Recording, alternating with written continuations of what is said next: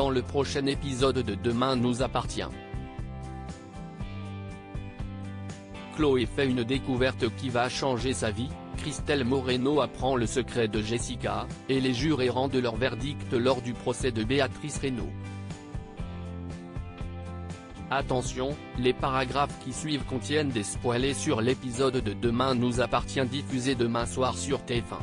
Si vous ne voulez rien savoir, passez votre chemin. Mercredi 19 décembre dans Demain nous appartient. Quel avenir pour Béatrice Reynaud? Lors du dernier jour du procès Reynaud, Sarah est appelée à la barre. Elle assure à l'avocate générale que sa mère avait peur pour sa vie car Guy avait menacé de les tuer toutes les deux après avoir découvert que Sarah était au courant de tout.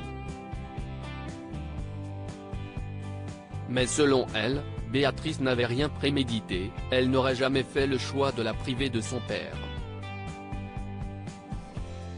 Lors de sa plaidoirie finale, l'avocate générale présente Béatrice comme une femme froide et calculatrice et demande aux jurés de la reconnaître coupable de meurtre avec préméditation, en préconisant 10 ans de réclusion criminelle.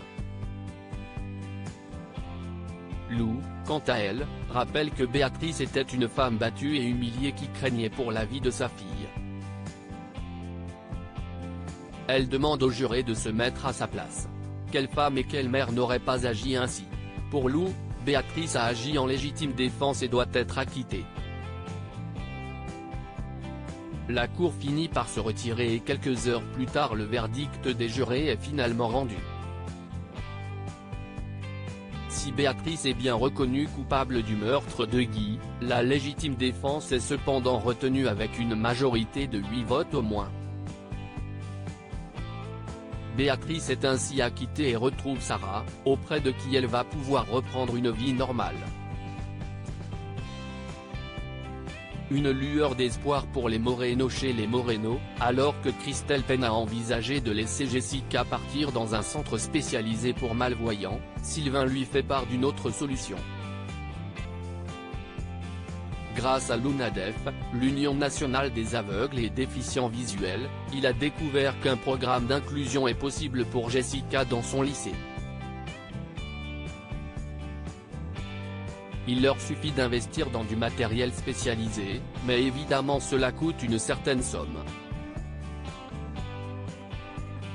Il décide d'y réfléchir sérieusement avant d'en parler à Jessica, mais un retournement de situation se produit lorsque, plus tard, Christelle aperçoit Jessica faire de la trottinette sur le port avec Mathias. Madame Moreno, qui a peur que Jessica ne tombe et se blesse, ordonne à sa fille d'arrêter et s'y estie alors que cette dernière lui avoue qu'elle voit de mieux en mieux depuis quelques jours et que sa vue est en train de revenir.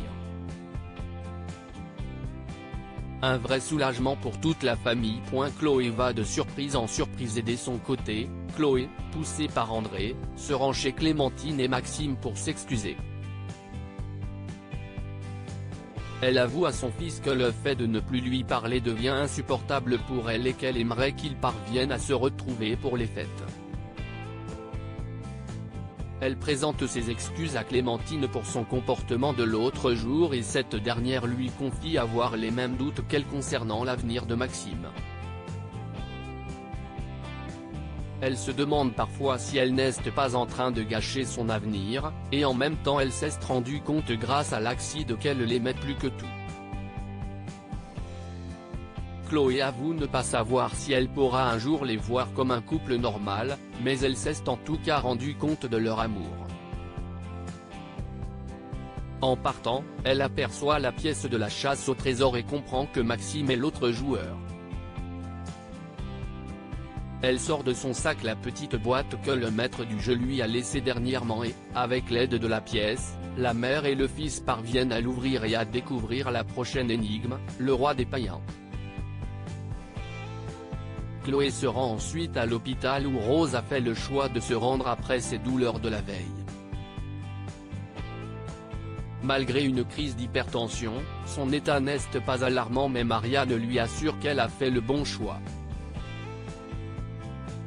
Rose apprend à Chloé qu'elle va être placée dans un centre pour détenues enceintes et la remercie pour tout ce qu'elle a fait pour elle.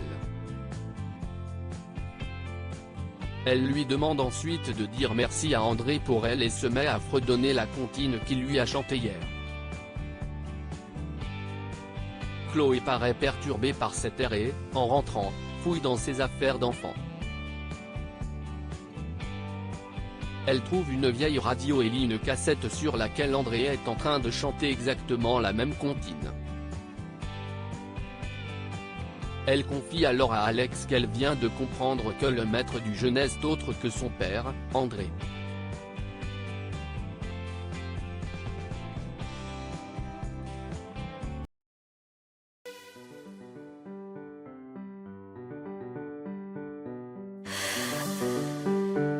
The man I love just had a heart